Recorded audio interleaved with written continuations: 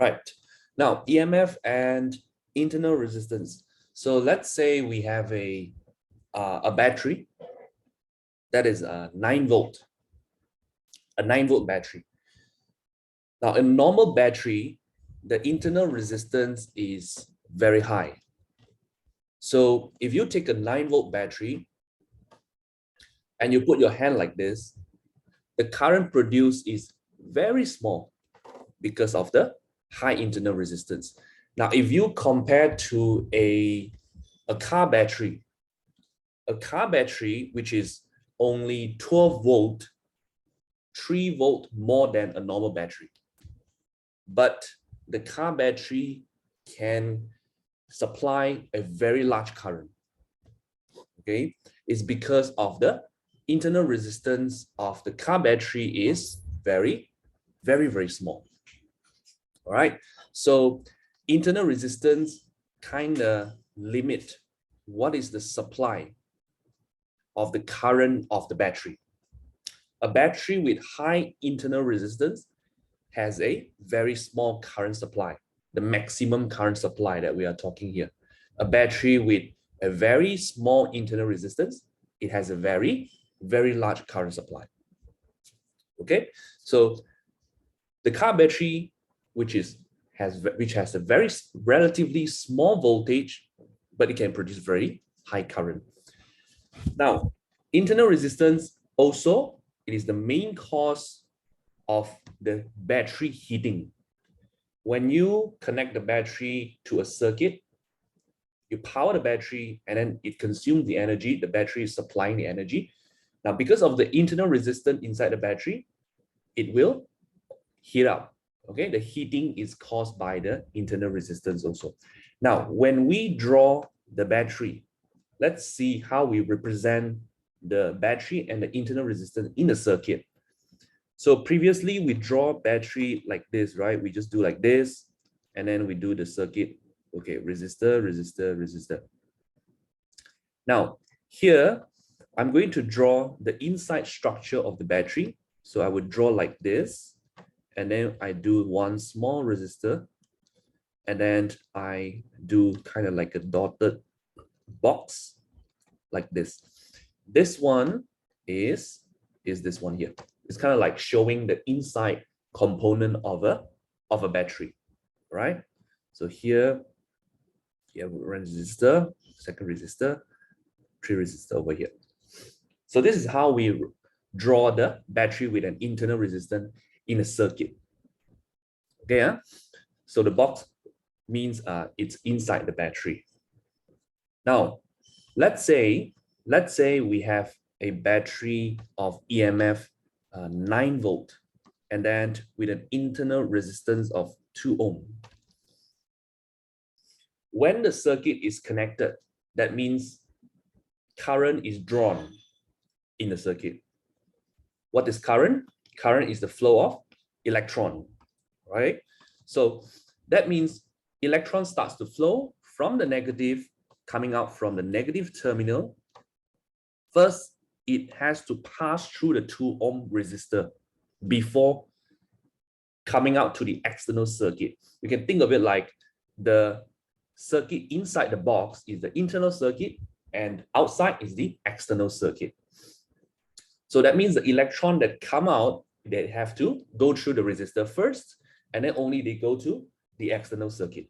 Now, when I say the battery of EMF 9 volt, that means the battery is supplying energy of, what is voltage? Voltage is work done per 1 coulomb of charge, right? So if I say 9 volt, that means it is 9 joule. It is supplying 9 joule per 1 coulomb. So every coulomb of electron, it has 9 joule of energy to start moving in the circuit. Now, as it start coming out from here, it has used up some of the energy just to go through the 2 ohm resistor. Okay, so maybe it uses 1 joule. Okay, let's say imagine we have 1 coulomb of charge here. First, they come out from this battery, they got 9 joule, and then they pass through this one, they use up 1 joule. Remaining 8 joule. Okay, so 8 joule coming out of the battery, they have 8 joule of energy, and then they run the circuit, they use the energy on the resistors. Okay, so they pass through the first resistor, the second resistor, the third one, and when it reaches here, it becomes 0. Okay, so 8 joule per coulomb, you can say it's 8 volt. And by the time it reaches here, it's 0 volt. If I connect a voltmeter, where do I connect it? I connect at the terminal of the battery. When I say the terminal of the battery, it's outside, it's in the external circuit over here. Here, I connect the voltmeter and then to here. Not inside, but outside here. I put it at the positive and negative. What is the value that I get? Do I get 9 volt? No, I get 8 volt because that is the energy that the charge has when it comes out of the battery. In other words, I can say that that is the output. Okay, the input is the 9 volt, but the output is the 8 volt. Where is the 1 volt? The 1 volt is used for the internal resistance. So that 1 volt, we would call it as a lost volt, right? Because I have 9 volt supply, but I only get 8. So 1 volt is lost. So I say that is a lost volt. Okay, so I can form a very simple equation here. I say that the total energy that the battery supply is equal to the lost volt plus energy in the external circuit. Okay, so the total energy is our 9 volt equals to lost volt is the 1 volt plus the energy in the circuit is 8 volt. Okay, but we put an unknown here. We assign a parameter. The total energy is the EMF, E equals to the lost voltage. What is the formula of voltage? V equals to IR, right? From the Ohm's law. But lost volt is due to the internal resistance. We have a different symbol for that one. I will write it as I small r. Okay, so the lost volt is I small r plus, and the energy in the external circuit, that is the voltage, V equals to I big R. What is the big R? The R is the effective resistance. This resistance is the effective. That means the total resistance in the external circuit. Okay, do we need to add the internal resistance? No need. This big R is only the resistance in the outer circuit. Please remember, R1 plus R2 plus R3 in this case, which is a series. Okay, so we do not add the 2 ohm. This is I, the effective resistance. So plus IR, which is the 8 volt. Okay, rearrange this one. Normally we would write it as E equals to IR plus IR, and I can put the I like this. So we have R plus R. That is the internal resistance formula. Okay, now this is when a current is drawn. When current is drawn, there is lost volt. That means if you have a battery of 9 volt, the moment you start drawing current, it's not going to be 9 volt anymore. It's going to be less than 9 volt, slightly less. Okay. So in other words, when you go and buy a battery, the packaging, it says 9 volt. What is that? That is the EMF.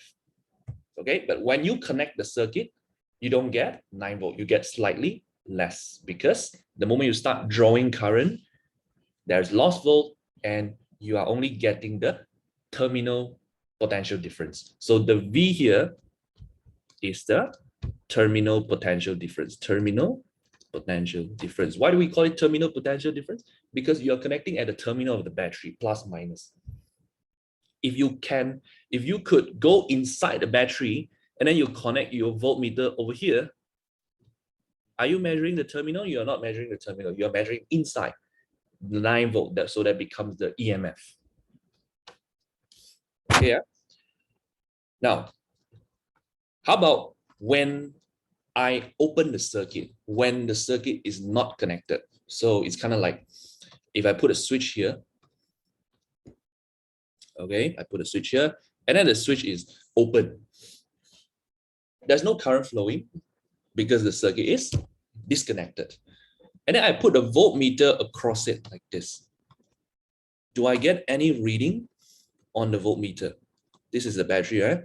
This is the battery, and then my circuit is disconnected. But then I connect a voltmeter across the battery terminal. We got 2 circuits here. One is the main one, the orange one. Another circuit is the purple one, the small one, the voltmeter circuit. Does current flow in the voltmeter circuit? Clearly, the current cannot flow in the main circuit. But does the current flow in the voltmeter circuit?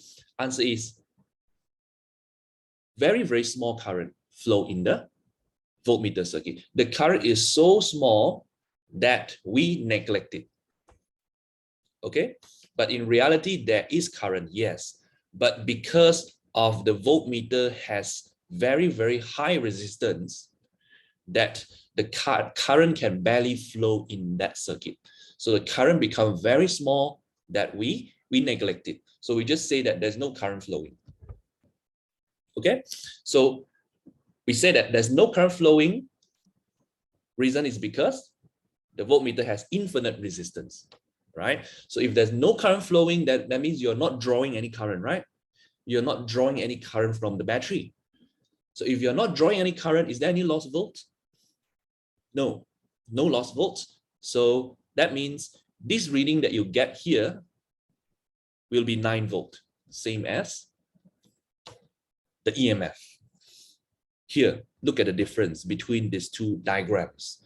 The first one is when the circuit is connected.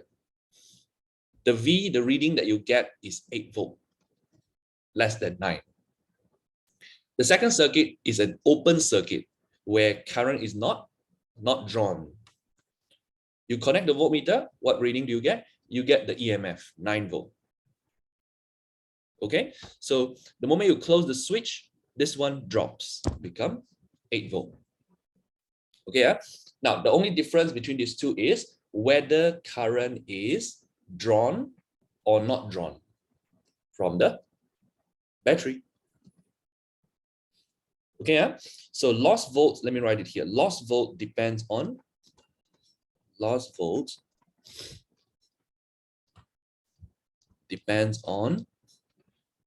current drawn. The more the current drawn, more current,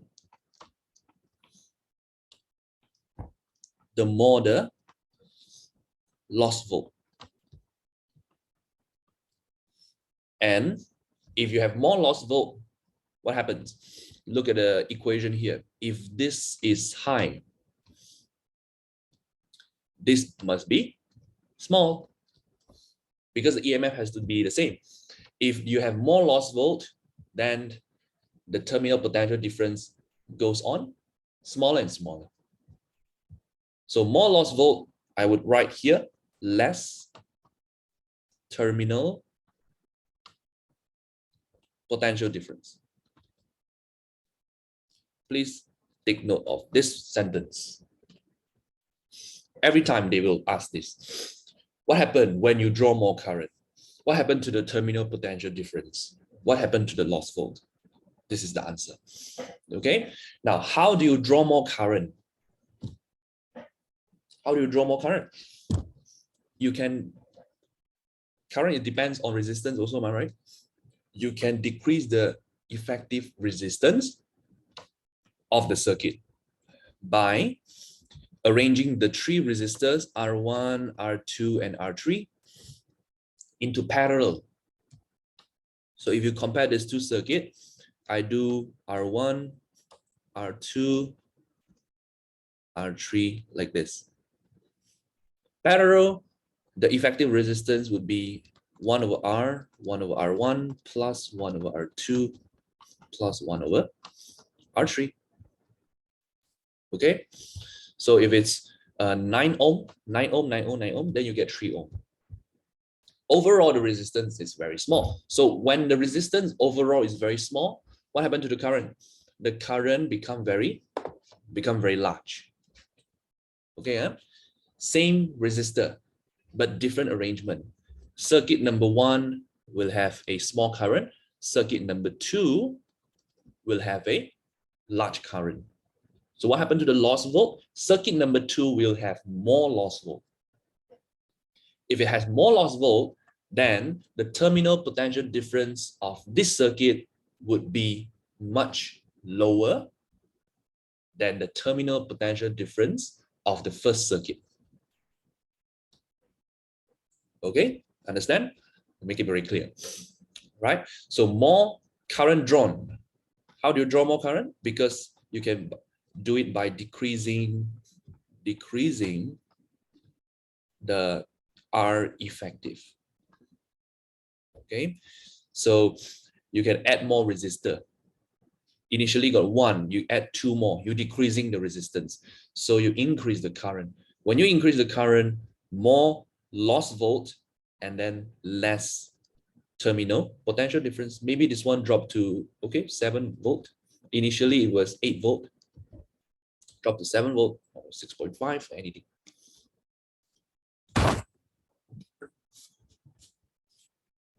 Right, so that is the first part of EMF and internal resistance. Understand the concept behind it.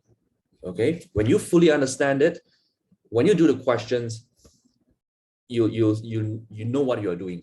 Okay, so you see the pattern easier. Okay, I give you 1 minute and we go to next slide.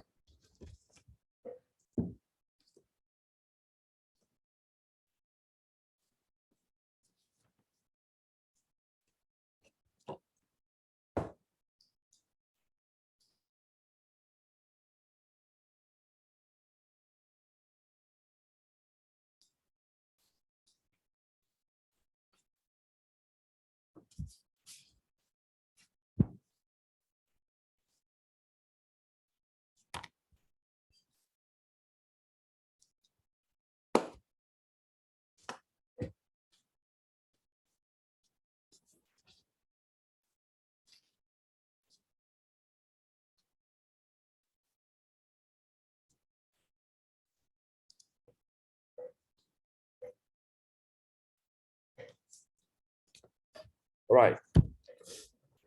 Now let's say if I give you a battery that you do not know what is the EMF, okay, you don't know what is the voltage, and you don't know what is the internal resistance, and I ask you to measure what is the internal resistance, what is the EMF, how would you go and measure the EMF of the battery? Now we are going to look at 3 methods, 3 ways that we can measure the EMF and get the internal resistance. The first way is by connecting straight away to a voltmeter, okay, just like the example just now. So I take my battery, which I don't know the voltage, plus minus. Straight away I connect to a voltmeter and measure the EMF, okay? But the downside of this one is that you don't get that accurate measurement, because if you remember just now I said, when you connect a voltmeter, is there any current drawn? Yes, right? There's still current drawn, but very small. So current still drawn, that means the reading that you get from the voltmeter is not exactly the EMF. Okay, it's very close to it. Yes, sometimes we just take that value, but if you want like a very precise measurement in the industry, they want a very precise measurement, you cannot do this. Okay, you have to use different method, right? So this is direct connection. Okay, method number one. You can only get a very close approximate value. Okay, so if this is 9 volts, then you get like 8 point something, very, very close to 9 volt. Now, here we will look at method number 2, okay, which is using, okay, first in method number 2, we will construct a circuit, okay? We construct a circuit, we take the battery that we want to measure, like this. This one is done experimentally. Okay, we construct like this. We put an ammeter just to measure the values of the current, and then a variable resistor.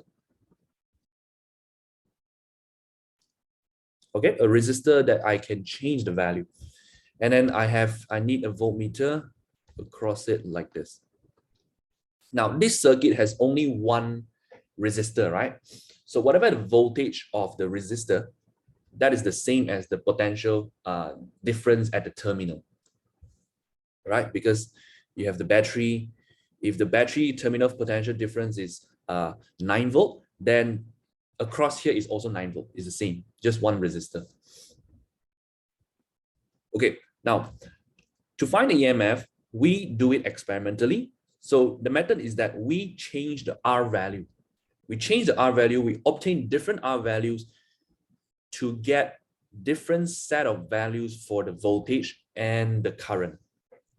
Let's say I let it be R1, okay? Whatever value is R1, I set it to a value, and then I record what is the V, what is the I, like this, okay? V1, I1. And then I increase the resistance, or I decrease the resistance, okay? R2, then I get V2, I2. R3, I get V3, I3. So you do it for a set of values. You get a table of values for the voltage and the current. And when you have a set of value, you can plot a graph. Okay, now we do a graph like this, and then we plot all the values here. You found that the values is like this. What graph? We plot a VI graph. Here, the value goes on dropping like this. Okay, we plot all this value, you get this graph. Now, here, the current, the first reading, let's say this is the first reading, I1. It has a certain current, right? So if you calculate this value, whatever the V here, V1, is the V1 the EMF? No. Why? Because this one has current drawn, right? Certain current is drawn, which is I1. So the V1 cannot be the EMF. What is V1? V1 is the terminal potential difference when the current is at I1. Same here. When the current is I2, that is the V2 is the terminal potential difference. How do I get the EMF from the graph? Remember, EMF is the voltage when no current is drawn, right? So if I extrapolate this graph all the way to the back, all the way to touch the y-axis, this point here, this point is where current I is 0. So whatever value here will be the EMF. Okay, the EMF cannot be measured directly. You are measuring the terminal potential difference, and then you get a point, right? You get a point, and then you draw a graph, extrapolate, you find the EMF, which is the EMF is measured indirectly, okay, from this value here. So you get a graph like this. The y-intercept will be the EMF. Okay, huh? So from our equations, you can also do it mathematically. So E equals to IR plus IR. What is this first IR? This is terminal potential difference. I'll just write it as VT. Okay, terminal potential difference plus this is the V loss. Okay, so we are plotting graph of V against I. Okay, what is this V? This is terminal potential difference. All this value you are measuring what? Across this resistor, right? Across this resistor is the same as across the battery. That is the terminal potential difference. If you take the voltmeter, put it here, it's the same thing. You do it here or you do it here. Okay, so all this value, this is the VT. So I make my y-axis the VT. Okay, VT equals to E minus V loss. Rearrange VT equals to minus V loss plus E. Okay, so VT minus V loss plus E. Expand this to, I get VT equals to minus IR plus E. Okay, then you compare. Y equals to mx plus c. Okay, this one maybe I can switch. I put R first and then I. So my y-axis is my VT. My x-axis is my I. My y-intercept is the EMF. And here also we get one more extra information. The gradient is minus R. So M equals to minus R. And you can see the line is sloping down, right? Sloping down means it's a negative gradient. So that means this M here, when you calculate, you get a negative. You get a negative. So if I take the negative out here, you can straight away take M equals to R. The numerical of M is the R. Okay, so let's say you calculated the gradient is minus 2. So minus 2, then R is 2.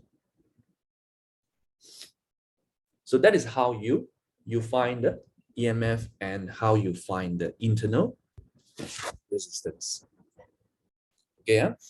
Now, do not confuse this graph with our Ohm's law graph. Maybe some of you might think that, okay, why is the VI graph sloping downward? Isn't it supposed to be sloping upward? That is what we learned, right? So VI graph, isn't it supposed to be directly proportional? Why is this one like this? Now, the difference is because this graph, let's recall back, how do you get this graph? What are you adjusting? You are adjusting the resistance, correct? That means the resistance is not constant. You are getting different value of resistance, R1, R2, and R3. Okay, and then your voltage, you do not change, right? You do not change battery, you do not change the power supply. So you get this graph. But if you look at the Ohm's law graph, the VI graph, this is for a fixed resistor,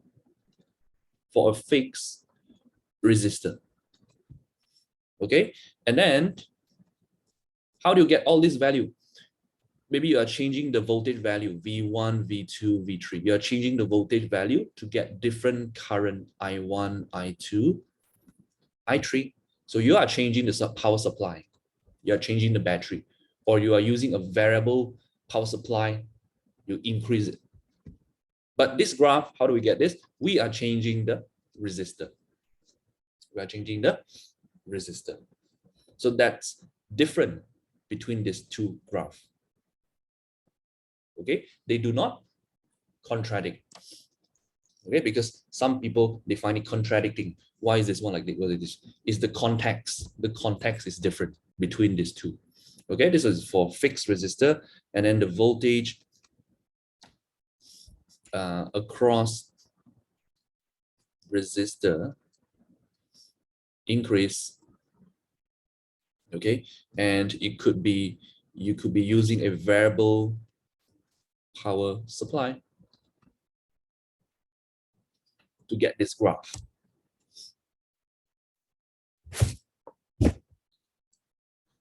Okay, so if I draw the circuit diagram, it would be like, let's say like something like this. Here's our resistor. And then we measure like this, right? B.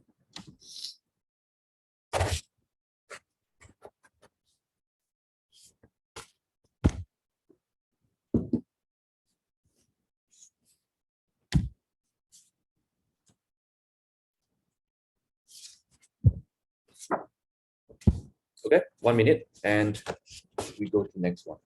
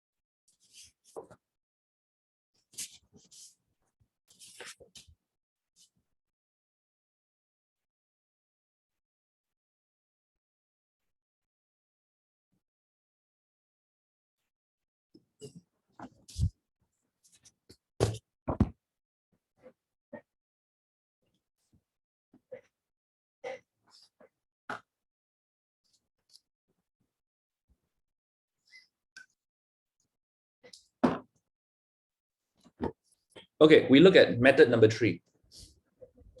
Okay, we have 1, 2 to find the EMF, and number 3,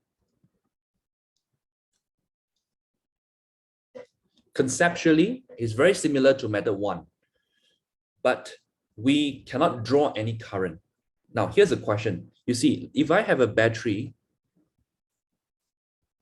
and I want to measure the EMF, right? So I can connect the voltmeter here, but it's not going to be very accurate because I'm drawing current.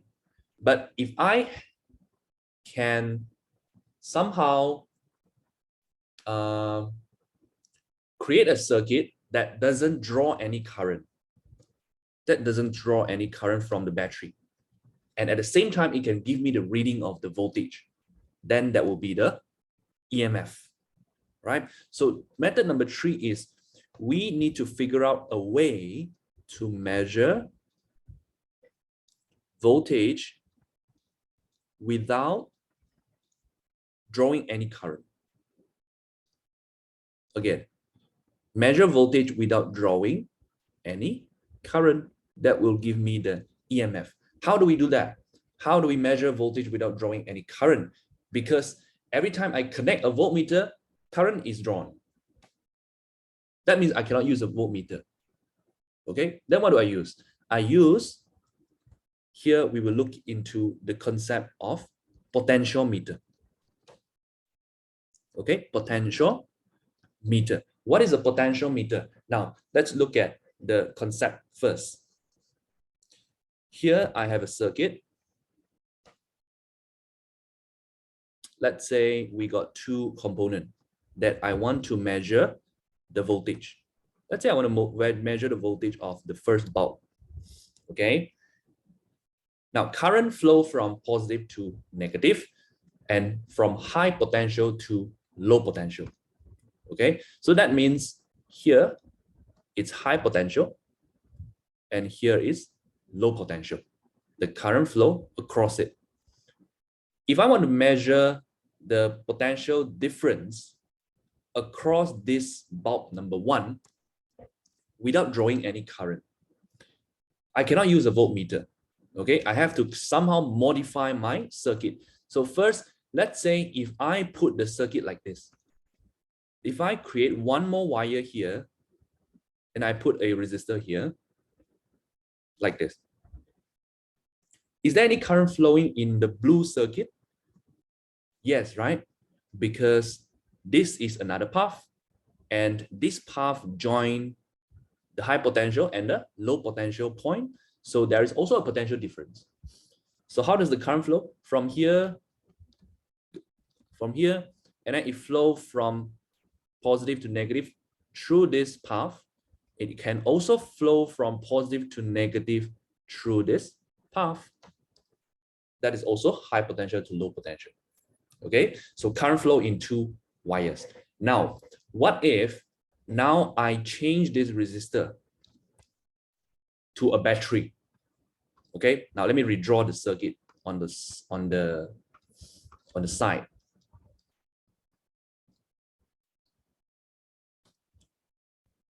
Here.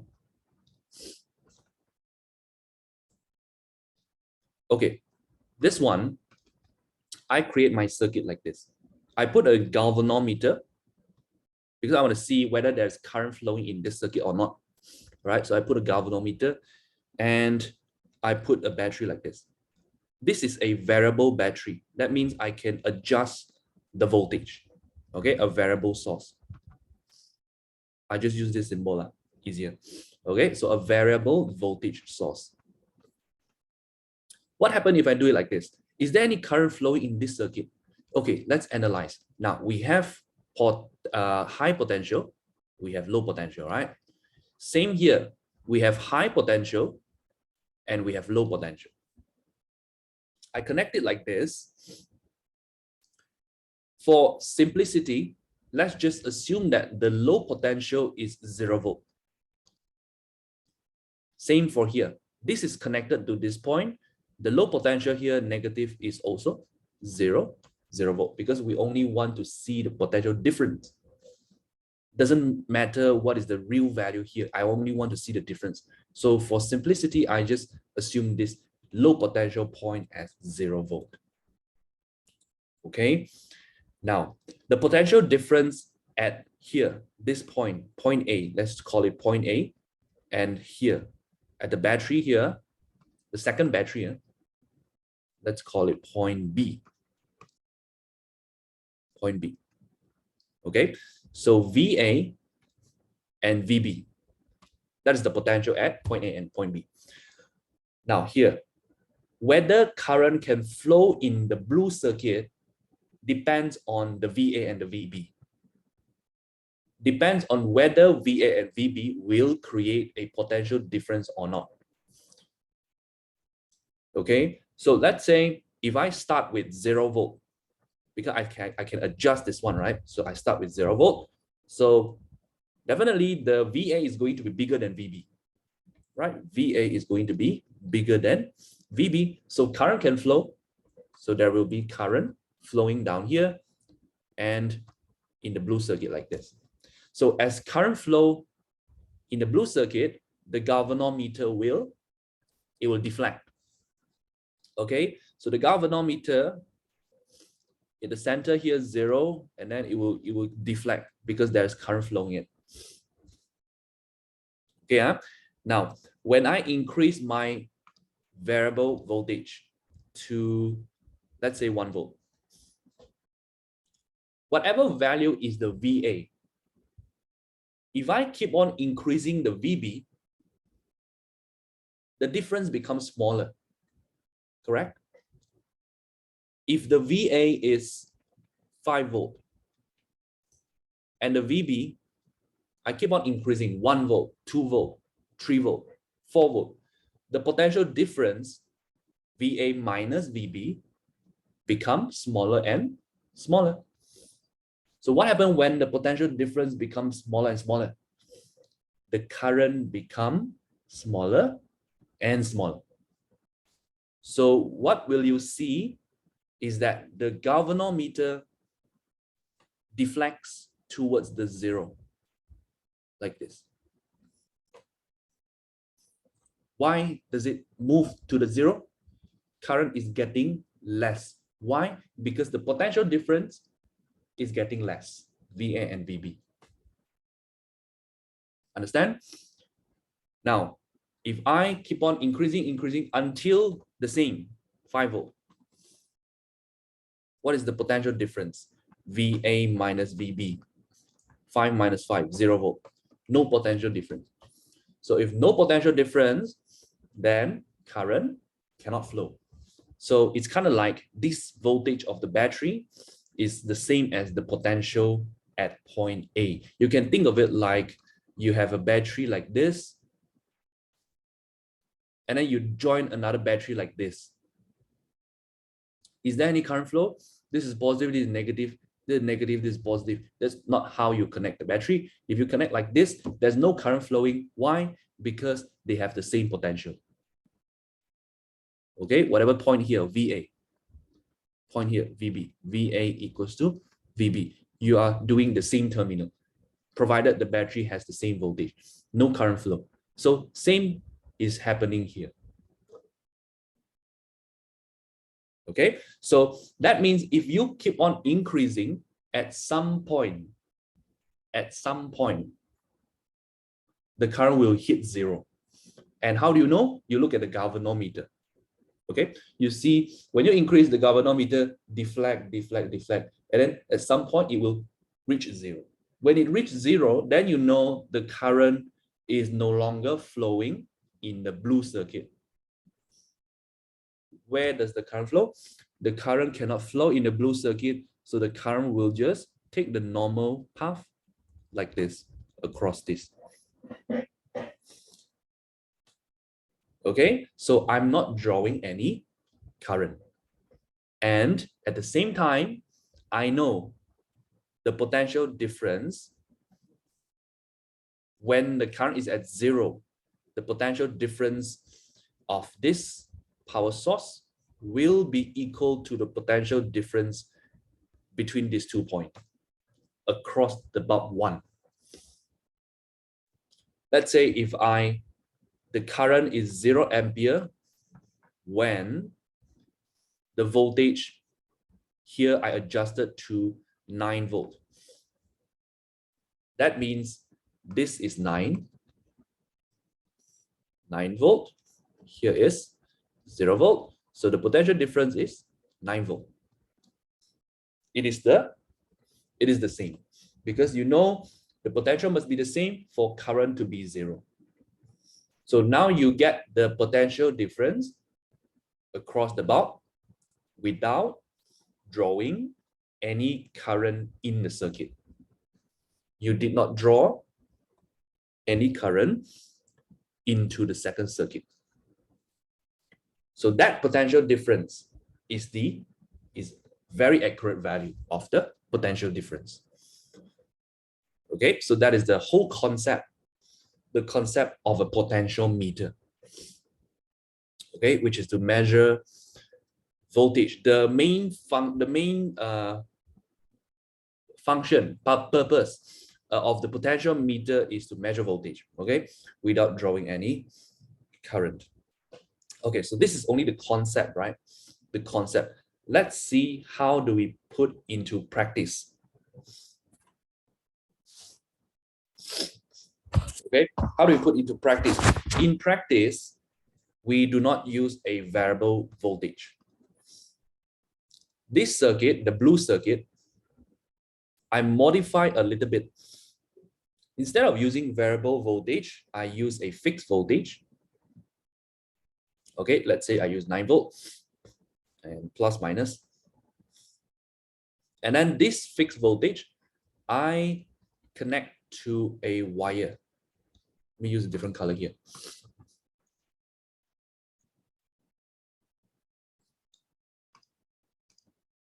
I connect to a wire of length of a certain length. Okay, let's just say 2 meters. Now, I replace the variable voltage power supply into a fixed power supply with the wire. Why do I need the wire? The wire acts like a potential divider. Okay, so I will take this circuit, we call it the primary circuit. Okay, sometimes they call it this is the blue circuit, is the primary circuit.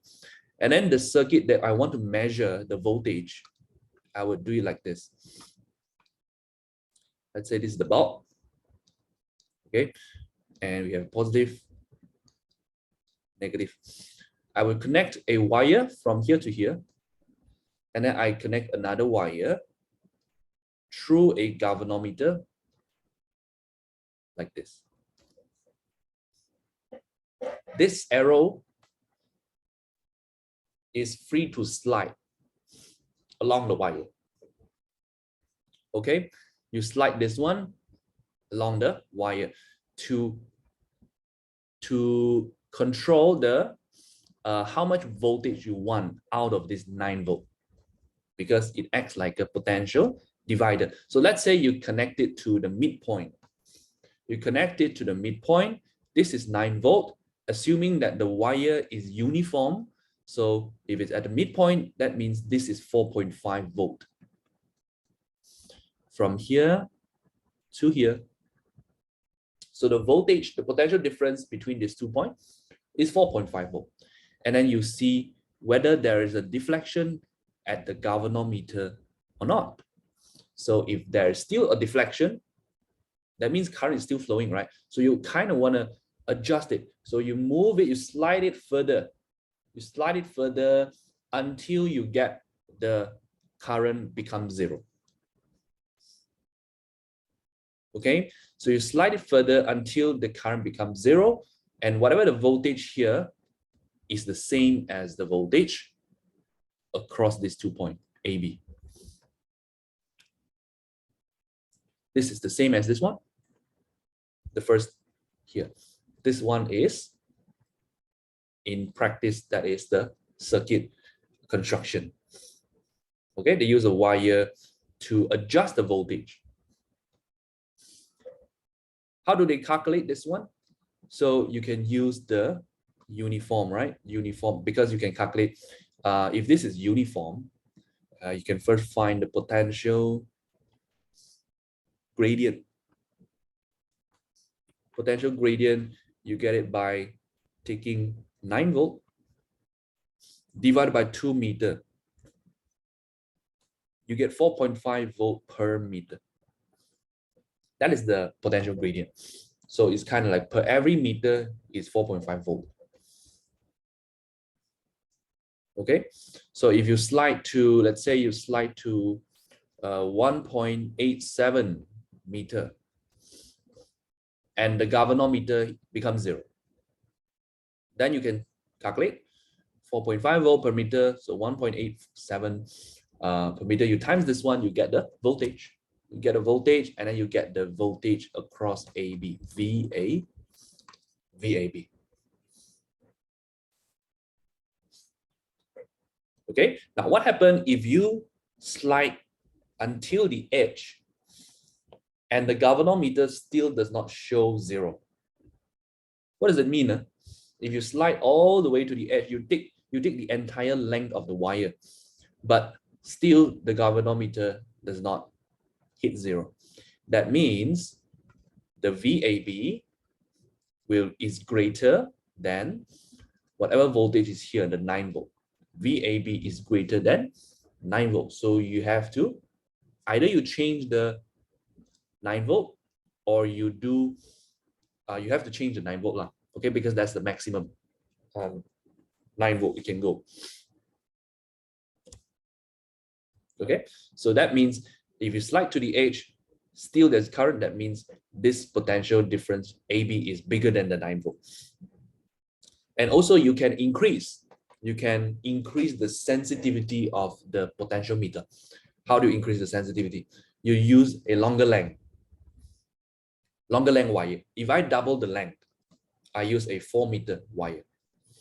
What is the potential gradient? 9 volt divided by 4 equals to 2.25 volt per meter. You move the same distance.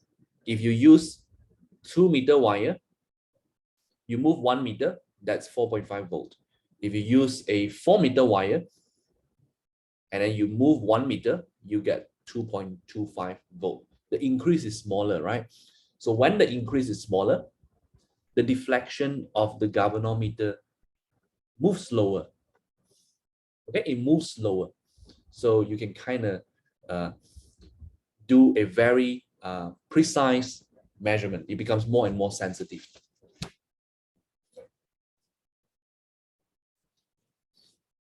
Okay, so same length, 1 meter, but a smaller change. The potential difference increase slower as you slide across. So the galvanometer deflects slower.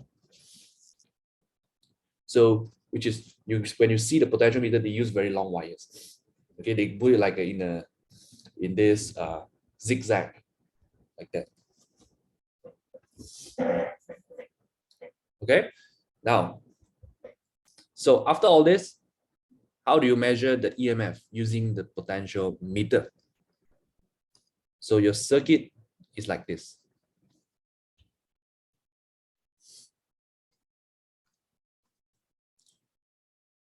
The primary circuit, we use a battery power source with a certain internal resistance. I will just call it E1.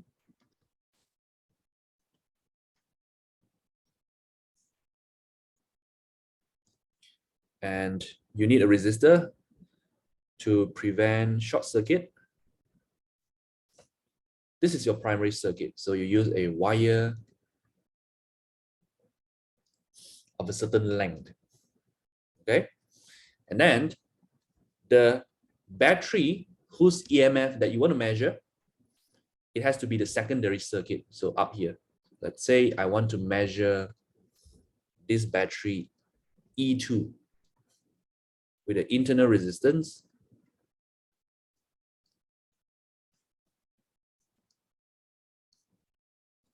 So I join this one to here, point A, and this one, galvanometer, like this.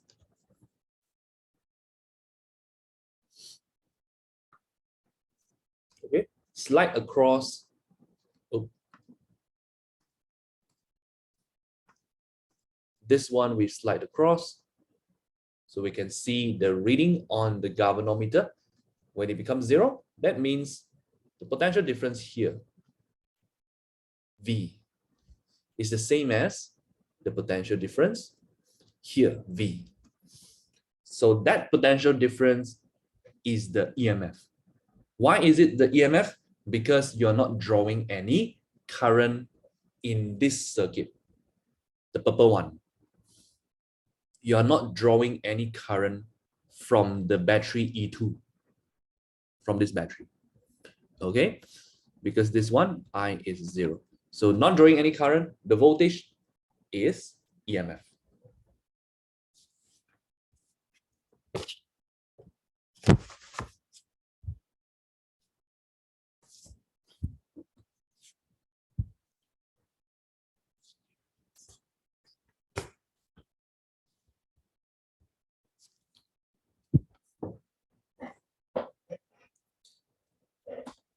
Okay, we will look at 2 examples and then we will have our 5-minute break.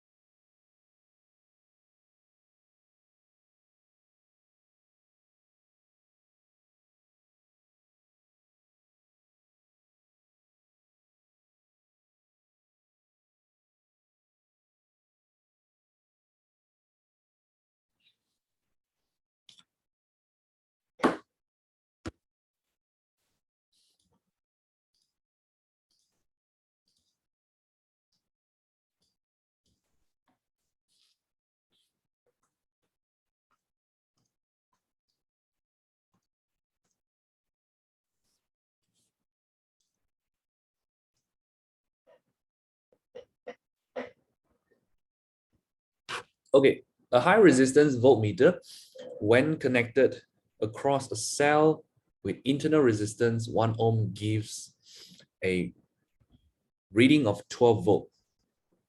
A resistor of 3 ohm is connected across the cell. What is the reading of the voltmeter?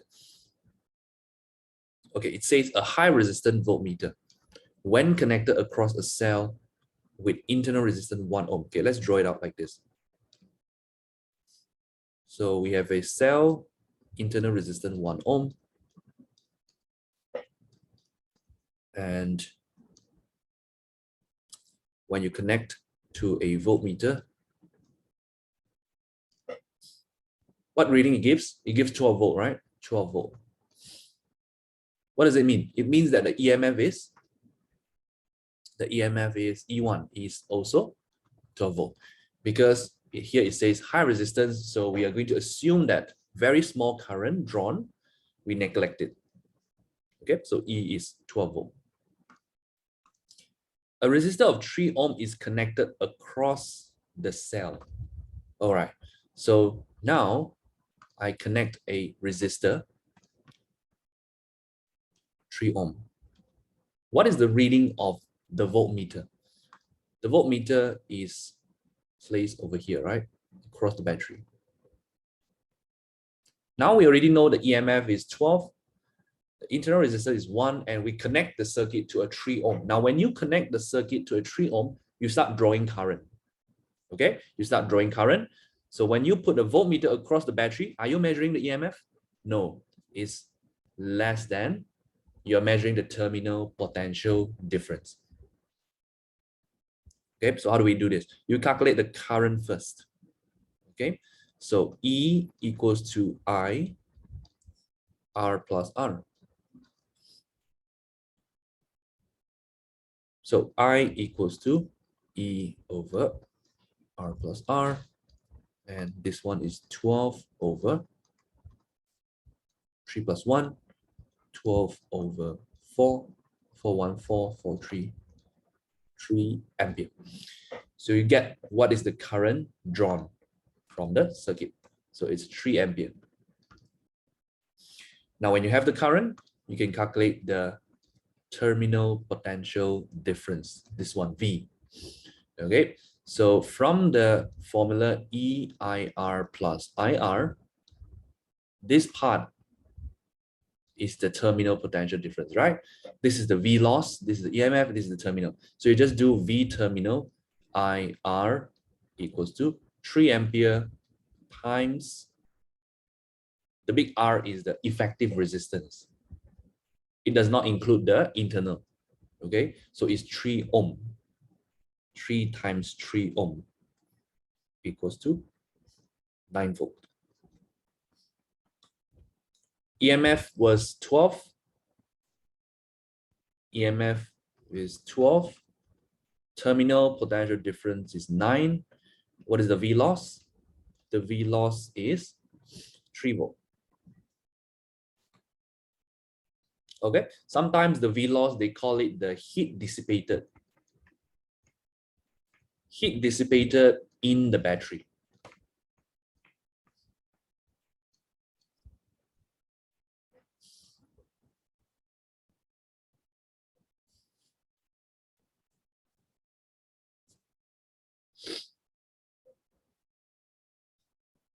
Okay, B.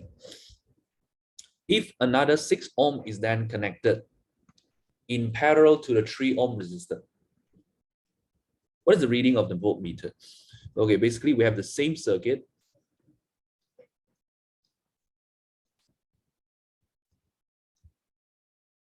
Now I add one more, right? I add one more parallel to the 3 ohm. 3 ohm, and then we got 6 ohm. Okay, this is 12 and this is 1 ohm. Right, now when you add one more, you want to find the new potential, terminal potential difference.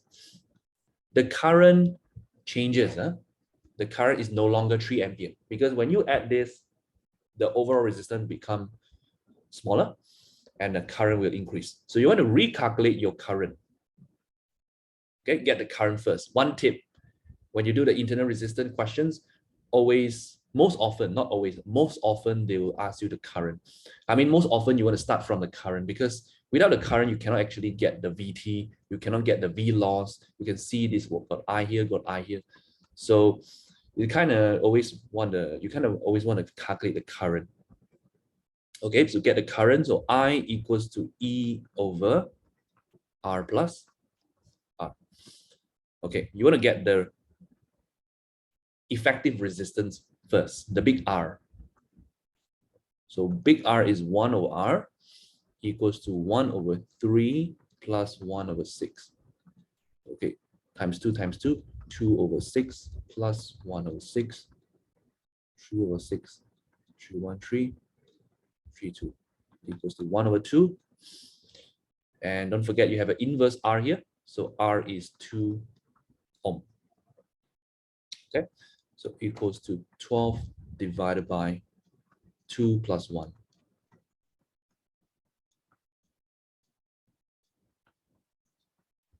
4 ampere.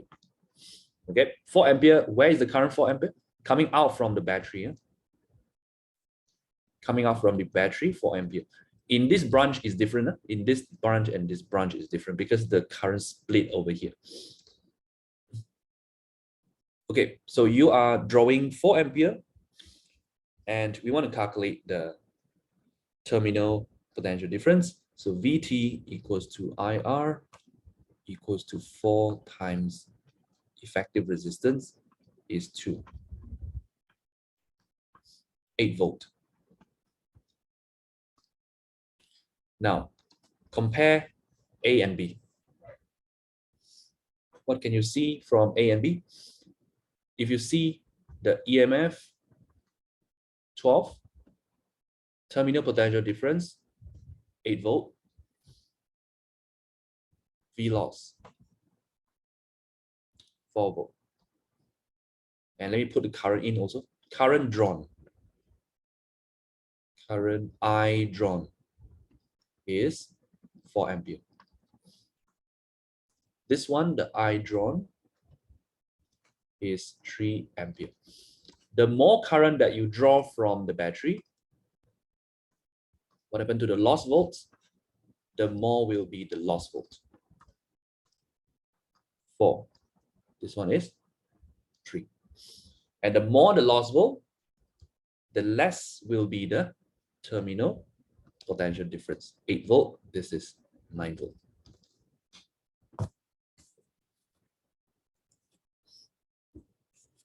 So you can already predict if you keep on increasing the parallel resistor, what happened to the VT?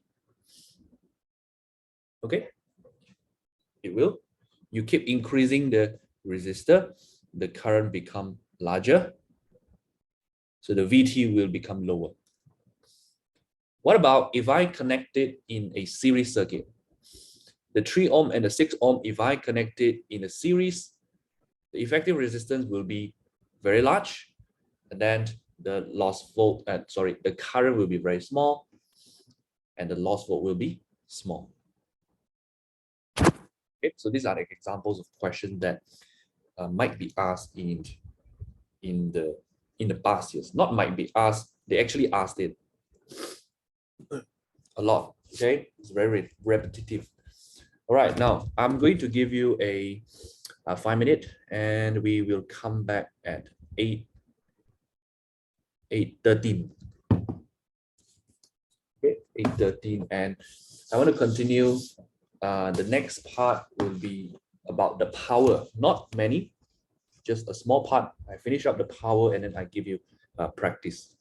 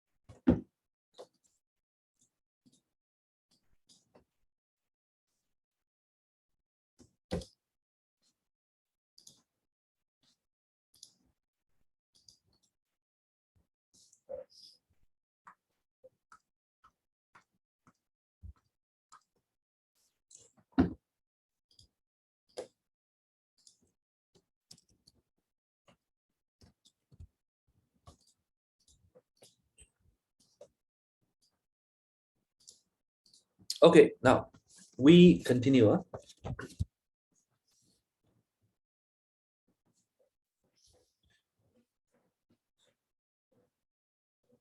Power dissipated. Okay, we are still under EMF, EMF internal resistance, and this part is on the power calculations. So let's say we got,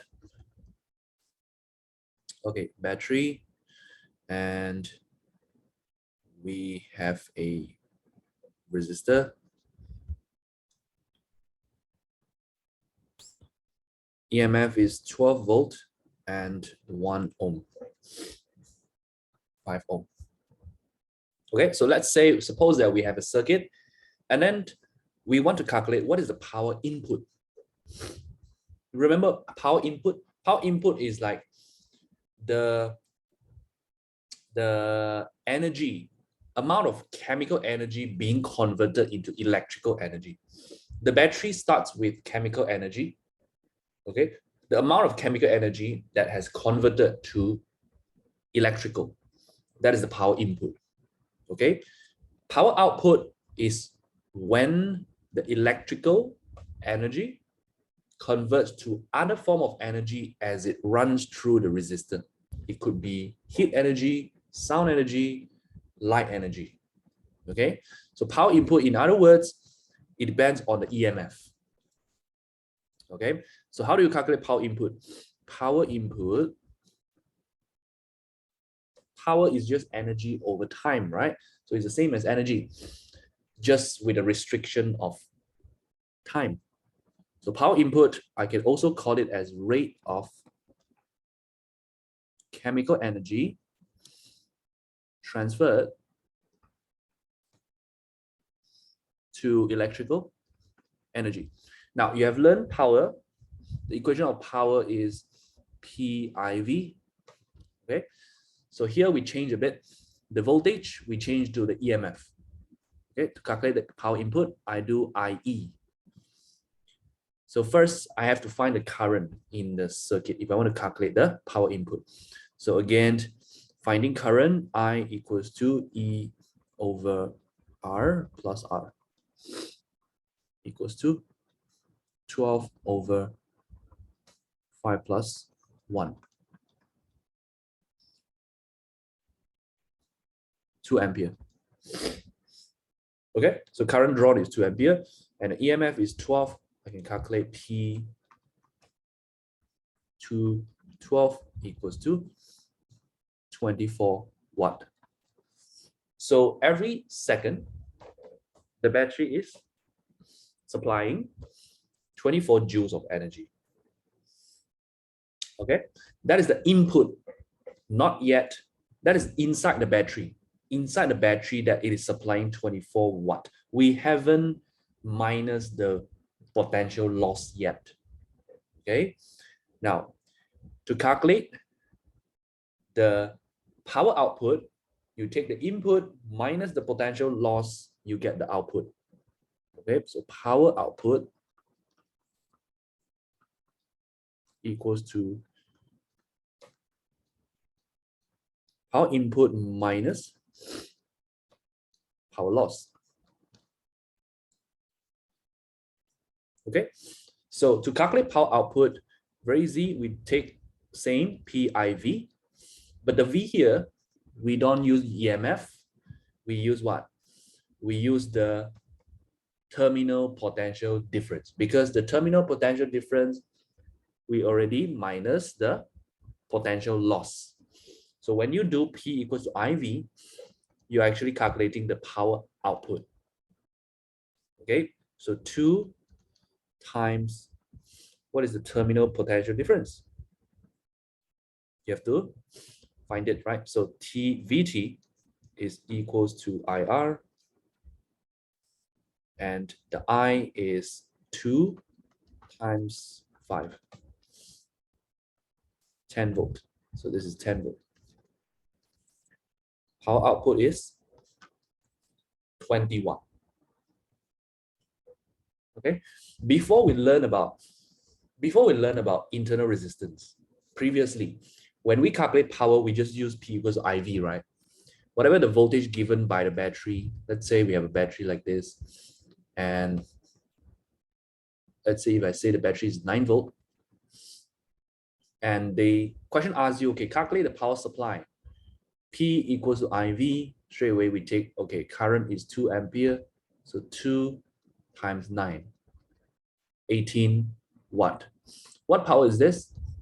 This is the power output. Okay, because normally, before we learn about internal resistance, we do not care what is inside the battery. So when you calculate the P is equals to IV, you're actually calculating the power output. But now you know the internal resistance, so we have the power input. That is the P equals IE, 24 watt, and the power output is 20 watt. Okay. Now, what is the power loss? So you just take power loss 24 watt minus 20 watt, you get 4 watt. Power loss, you can also say it is heat dissipated. Dissipated in where? In the battery. In the battery. Now, once you have the power input and the power output, you can get what? You can get the efficiency of the battery. Okay, let me box this like this.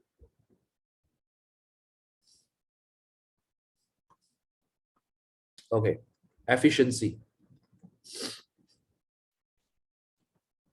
Power out, power in times 100.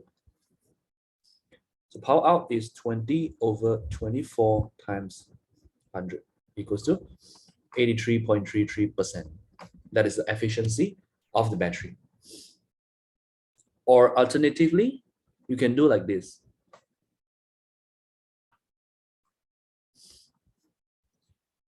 P out over P in, right? To calculate efficiency.